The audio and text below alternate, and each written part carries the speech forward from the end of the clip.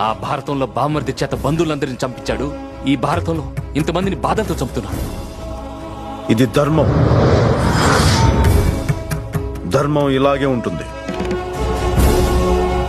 నిండు సభలో మహారాజులు, మంత్రులు, సామంతులు, కురువృద్ధులు ఇంతమంది ముందు ఒక ఆడదాన్ని బట్టలు ఉడదీస్తుంటే తప్పని చెప్పకుండా చెప్పు తీసుకొని కొట్టకుండా చూస్తూ కూర్చున్న ప్రతి ఒక్కరూ సావాల్సిందే, భీష్ముడితో సహా. అశ్వత్థామ ఒక్కడు ప్రశ్నించాడు, ప్రతిఘటించాడు, బ్రతికిపోయాడు.